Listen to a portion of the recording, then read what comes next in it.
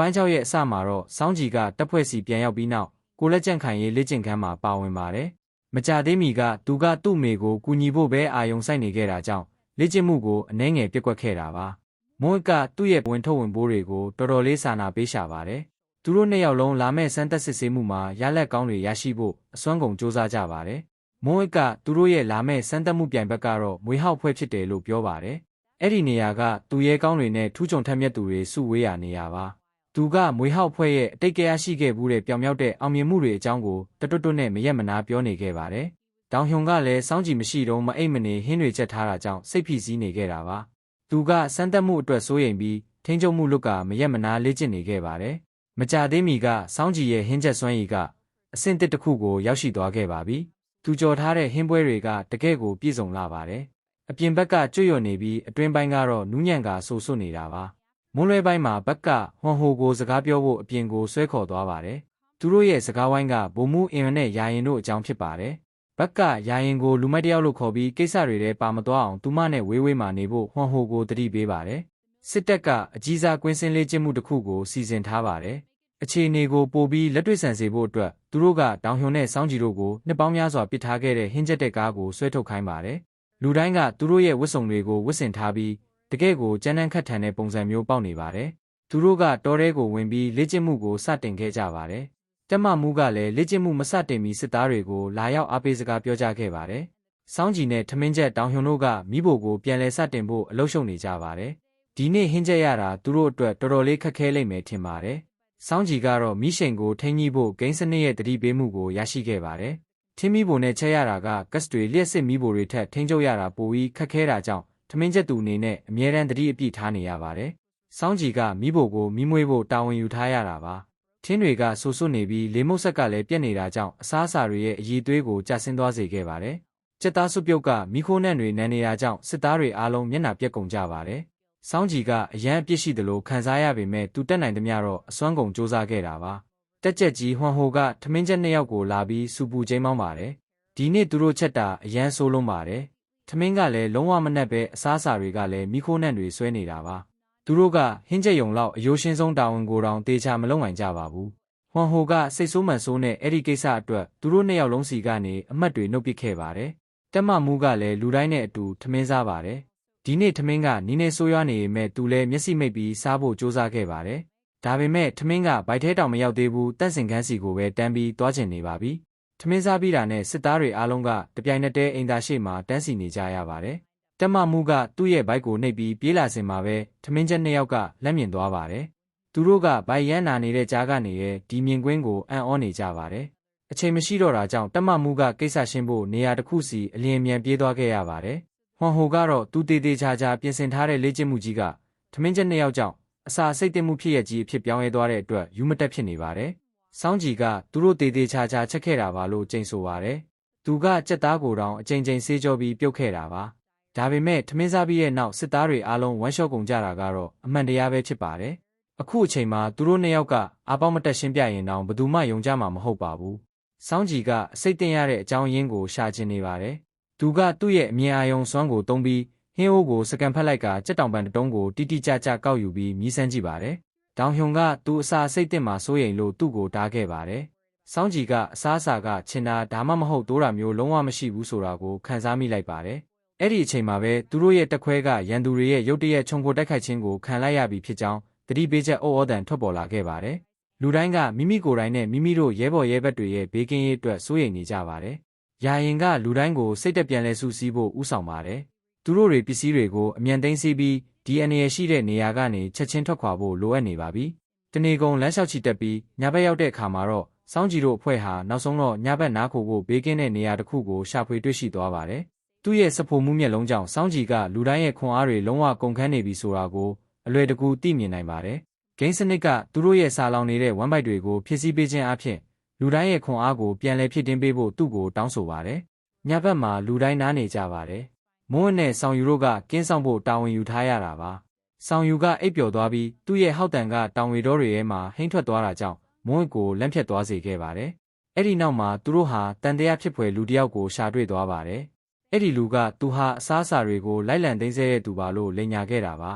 ဒါကြောင့်သူဟာဒီနေ့ကြောင့်စစ်သား2ယောက်ကိုအလွယ်တကူလှည့်စားနိုင်ခဲ့ပါတယ်။ဒါပေမဲ့ဒီလူကအမိုက်ပုံးသားကိုချင်းကပ်လာတဲ့အခါစောင်းကြီးကသူ့ရဲ့စဖို့မှုမျက်လုံးကနေတဆင့်ပုံမှန်မဟုတ်တဲ့အခြေအနေကိုတတိထားမိသွားပါတယ်။သူကတတိကြီးစွာနဲ့တင်းနဲ့ချိန်လိုက်ပြီးအဲ့ဒီလူကိုစုံစမ်းစစ်ဆေးမှုလုပ်ရမယ်လို့ပြောပါတယ်။ရှာဖွေစစ်ဆေးပြီးရဲ့နောက်မှာတော့အဲ့ဒီထူးဆန်းတဲ့လူရဲ့အင်ဂျီအိတ်ကက်ထဲကနေခိုင်လုံတဲ့တက်သေးထောက်ထားတွေကိုရှာဖွေတွေ့ရှိသွားခဲ့ပါတယ်။ဒါကြောင့်စောင်းကြီးရဲ့တတိကြီးမှုကြောင့်သူတို့ရဲ့တက်ခွဲကိုပုံကွယ်နေတဲ့အနေရကနေကယ်တင်နိုင်ခဲ့တာပါ။နောက်တနေ့မနက်မှာတက်မမှုကမွန်းနဲ့ဆောင်ယူတို့ကိုလူသိရှင်ကြားစူပူချိန်မောင်းပါတယ်။ဒီစစ်သား2ယောက်ကသူတို့ရဲ့ပေါ်ဆမှုကြောင့်တက်ခွဲတစ်ခုလုံးဒုက္ခရောက်တော့မလို့ဖြစ်ခဲ့တာပါ။ဟွမ်ဟိုကအဲ့ဒီလူ2ယောက်ကိုသူတို့ရဲ့ပြစ်မှုအတိုင်းနောက်ပိုင်းမှာတေးသေးချာချာအပြစ်ပေးမယ်လို့ပြောပါတယ်။တက်မမှုကတော့စောင်းကြီးနဲ့တောင်ဟွန်တို့ချက်တဲ့အစားအစာကိုစားပြီးနောက်အစိတ်သိမ့်မှုဝေဒနာကိုခံစားနေရတော့မှသူဟာမရက်မနာဝမ်းလျှောနေခဲ့တာပါ။တက်မမှုကအကယ်၍ဒါမျိုးဆက်ဖြစ်နေရင်စစ်မြေပြင်မှာတေဆုံးမှထက်အစာငတ်ပြီးတေသွားရလိမ့်မယ်လို့တိတ်တဆိတ်တွေးနေခဲ့ပါတယ်။သူကအဲ့ဒီလိုတေဆုံးသွားရင်သူရဲ့ကောင်းအာဇာနီလို့အသက်မခံရပါမလားလို့တောင်တွေးမိနေတာပါ။အဖွဲ့ရဲကစစ်သား90%လောက်ဟာအစိတ်တင်တာနဲ့ပြိုင်ဘက်တွေရဲ့ခြုံခိုတိုက်ခိုက်မှုကိုခံရတာကြောင့်တေဆုံးကုန်ကြပါတယ်။စစ်တေနာပတိချုပ်ကတော့သူ့ရဲ့အရေးချင်းမရှိတဲ့အတုံးမကျတဲ့လက်အောက်ငယ်သားတွေအပေါ်အကြီးကျယ်စိတ်ပြက်နေပါတယ်။တက်မမှုကတော့ဆောင်းကိုခြုံထားရပြီးဘိုက်ကလည်းအောင့်နေတာကြောင့်မျက်နှာပြက်နေရတော့မှာပဲ။ထောက်ပံ့ရေးရင်ပါခြုံကိုတိုက်ခိုက်ခံလိုက်ရတယ်ဆိုတဲ့သတင်းကိုကြားလိုက်ရတဲ့အခါမှာတော့ဝမ်းနည်းမှုကနှိစဖြစ်သွားခဲ့ရပါတယ်။လာမယ့်ရက်တွေမှာသူတို့ဟာစစ်တပ်ရိတ်ခါတွေကိုပဲတုံးပြီးတောင့်ခံထားရတော့မှာပါ။တစ်ချိန်တည်းမှာပဲရန်သူတပ်မတော်ကအမြန်ဆုံးတိုက်ခိုက်ပြီးကိစ္စပြတ်အောင်လုပ်ဖို့စီစဉ်နေပြီးသူတို့တွေကိုအချိန်တိုအတွင်းမှာဖျက်ဆီးပစ်ချင်နေတာပါ။မွန်းလွဲပိုင်းမှာစောင်းကြီးနဲ့တောင်ဟွန်တို့ကဟင်းကျက်ရင်ကိုလုံးဝပျက်စီးအောင်လုပ်လိုက်ကြပါတယ်။ဒါကြောင့်စစ်သားတွေကအလိုလျောက်အပူပေးစနစ်ပါတဲ့ထုတ်တွေနဲ့အပူပေးထားတဲ့အသင့်စားအစားအစာတွေကိုပဲတုံးပြီးတောင့်ခံနေရပါတယ်။ငါတို့တပ်တွေရဲ့စိတ်တက်ကိုကြည့်ရတာစစ်မတိုက်ခင်တည်းကအရှုံးပေးချင်နေကြပါပြီ။စောင်းကြီးကသူတစ်ခုခုလုပ်ဖို့လိုအပ်နေပြီလို့တွေးပါတယ်။စောင်းကြီးကအကယ်၍ထောက်ပံ့ရေးရင်ကရောက်မလာနိုင်ဘူးဆိုရင်ငါတို့ဘာလို့အဲ့ဒီနေရာကိုကိုယ်တိုင်သွားပြီးရိတ်ခါတွေတွားမယူရမှာလဲလို့ပြောပါတယ်။စကားပြောတာထက်လုပ်ရက်ကပိုပြီးတက်တေပြနိုင်တာမို့လူ၄ယောက်ဖွဲ့ဟာရိတ်ခါစုဆောင်းတဲ့နေရာကိုရောက်ဖို့အတွက်ညတန်းကောင်ရံမှာစွန့်စားရတဲ့စစ်စင်ရေးတစ်ခုကိုစတင်ခဲ့ပါတယ်။ဒါပေမဲ့ရန်သူတပ်တွေကအဲ့ဒီနေရာကိုစောင့်ကြပ်နေတာပါ။နောက်ဆုံးတော့သဘောတူညီချက်အရဘက်ခနဲ့ရှွန်တို့ကအောက်ကိုဆင်းပြီးအာယုံလွှဲကြပါတယ်။အဲ့ဒီနောက်ရန်သူကြည်စံလမ်းကြောင်းတွေကိုရှောင်ရှားဖို့စစ်ဆက်ပုံစံပြေးတဲ့နေပြူဟာကိုတုံးခဲ့ကြပါတယ်။ရန်သူတွေကအာယုံပြောင်းသွားပြီးစောင်းကြီးနဲ့ယာရင်တို့ခြုံခိုစောင့်ဆိုင်နေတဲ့နေရာစီကိုရောက်သွားခဲ့ပါတယ်။ဒါကြောင့်ပြန်ဘက်အဖွဲ့တစ်ခုလုံးဟာမျက်စိတမိတ်အတွင်းမှာပဲခြုံခိုတိုက်ခိုက်ခံရပြီးတေဆုံးကုန်ကြပါတယ်။အဝေးကနေစောင်းကြီးကိုချောင်းချောင်းပိခတ်ဖို့ကြိုးစားတဲ့ဆက်နိုင်ပါသမားတယောက်ရှိနေပေမဲ့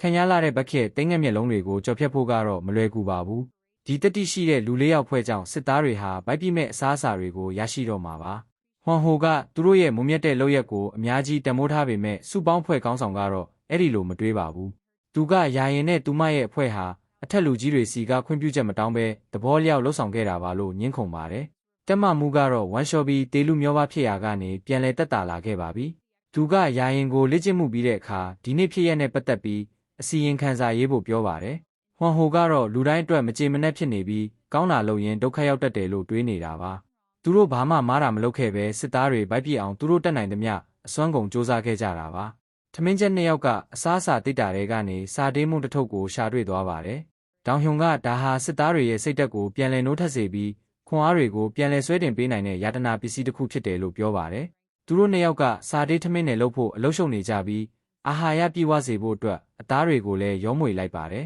။စစ်သားတွေကသူတို့ရဲ့ဝေစုတွေကိုလက်ခံရရှိကြပေမဲ့ကျောင်းဘဝကထမင်းတွေနဲ့တူနေတာကြောင့်ဒီထမင်းပေါ်တိတ်ပြီးမယုံကြည်ကြပါဘူး။စစ်သားတစ်ယောက်ကအဲ့ဒီထမင်းထုတ်ကိုတောင်လွင့်ပစ်ခဲ့ပါတယ်။ကန်ဆိုးတဲ့ထမင်းထုတ်လေးကတော့မြေအောက်လိုင်ကောင်းရဲကိုလိမ့်ဆင်းသွားပြီးပြိုင်ဘက်စစ်တပ်ရဲ့လက်ထဲကိုရောက်ရှိသွားပါတယ်။ဟွမ်ဟိုကထမင်းချက်2ယောက်ရဲ့ထမင်းထုတ်တွေကိုသူများမစားချင်လို့ပြစ်ပိုက်တဲ့ဟာနဲ့တူတယ်လို့ပြောပါတယ်။သူတို့ကဒီထမင်းထုတ်တွေကိုစားမဲ့စားငက်ပြီးသေးတာကမှတော်ဦးမယ်လို့ဆိုပါတယ်။မိမိတို့ရဲဘော်ရဲဘက်တွေရဲ့ခွန်အားတွေတစ်နေ့ထက်တစ်နေ့ကျဆင်းလာတာကိုမြင်တော့စောင်းကြီးကသူဆက်ပြီးအေးအေးယူဆောင်ရွက်ဖို့လိုအပ်နေပြီဆိုတာသိပါတယ်။သူကထမင်းလုံးကြော်တွေကိုစတင်ဖန်တီးပါတယ်။တောင်ဟွန်ကလည်းသူ့ဘေးနားမှာလက်ထောက်ထမင်းချက်အဖြစ်ကူညီပေးပါတယ်။ထမင်းလုံးကြော်တွေကိုတဲခင်းလိုက်ပါတယ်။အသွင်ပြင်ကတော်တော်လေးတက်ရက်နေပေမဲ့လူတိုင်းကတော့ပြီးခဲ့တဲ့ရက်ပိုင်းကထမင်းချက်2ယောက်ရဲ့လက်ချက်ကြောင့်သူတို့အိမ်သာပြေးရတာကိုမေ့လို့မရသေးပါဘူး။နောက်ဆုံးတော့ဟွမ်ဟိုကတတိအားလုံးကိုစူးစီးပြီးတကိုက်လောက်မြည်ဆန်းကြည့်ပါတယ်။အိုးချက်ချင်းပဲသူ့ရဲ့အရသာခံအာယုံတွေကအငိုက်မိသွားခဲ့ရပါတယ်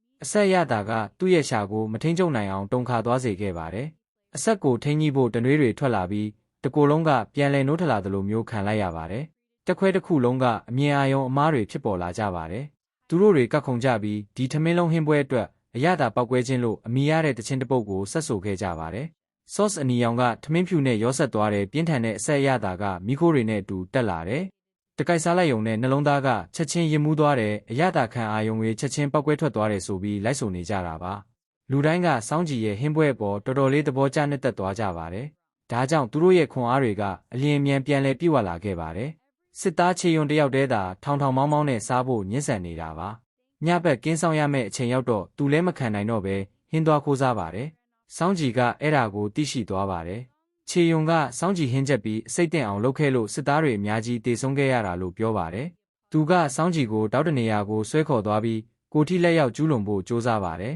။အမှတ်မထင်ပဲစောင်းကြည်ဟာသူ့ရဲ့စဖို့မှုမျက်လုံးကြောင့်ရန်သူတွေကအနီးနားကလိုင်ကောင်းရဲမှာခြိတက်နေကြတာကိုရှာဖွေတွေ့ရှိသွားပါတယ်။သူကအဲ့ဒီသတင်းကိုယာရင်စီအစီရင်ခံခဲ့ပါတယ်။သူမကဘာမှတန်တရားမရှိပဲစစ်သားတွေကိုစုစည်းပြီးငါးဖမ်းဖို့ပိုက်ကွန်ကိုစတင်ချလိုက်ပါတယ်။အဖွဲ့တစ်ခုလုံးကလိုင်ကောင်းရဲကိုဝင်သွားပြီးသူတို့ရဲ့လက်နှိပ်တမီးတွေကိုစတင်ပိတ်လိုက်ကြပါတယ်။သူတို့တွေစောင်းကြည်ရဲ့လမ်းညွှန်မှုအောက်မှာတိတ်တဆိတ်ချင်းကပ်သွားကြပြီးရန်သူတွေရဲ့အမြင်အာရုံကိုနှောက်ယှက်ဖို့မီခိုပုံးတွေကိုတုံးကြပါတယ်။လူတိုင်းရဲ့စီးလုံးညီညွတ်မှုကြောင့်သူတို့ရဲ့တက်ခွဲကအောင်ပွဲခံနေုံမှာပဲစောင်းကြည်တယောက်အဖွဲ့တစ်ခုလုံးနဲ့လူစုကွဲသွားခဲ့ပါတယ်။စောင်းကြည်ကလမ်းပြောက်ပြီးပတ်ချလဲလျှောက်သွားနေကစိတ်ပြက်လက်ပြက်နဲ့ပြန်ရမယ့်လမ်းကိုရှာနေခဲ့ပါတယ်။သူကအရာရှိတယောက်ရဲ့ရှိုးဝက်ချက်ကိုအမှတ်မထင်ရှာဖွေတွေ့ရှိသွားပါတယ်။ဒီလူကယာရင်ကိုဝေးလံကောင်တည်တဲ့နေဆက်စခန်းစီနှင်ထုတ်ဖို့စီစဉ်နေတာပါ။စောင်းကြည်ကအရန်ကြောက်သွားလို့ပုံဖို့စ조사ပေမဲ့တခုခုကိုအမှတ်မထင်တိုက်မိသွားတာကြောင့်အတန်ထွက်သွားခဲ့ပါတယ်။အခြားတစ်ယောက်ကသူ့ကိုရိပ်မိသွားပြီးသူ့နောက်ကိုလိုက်လံဖမ်းဆီးပါတယ်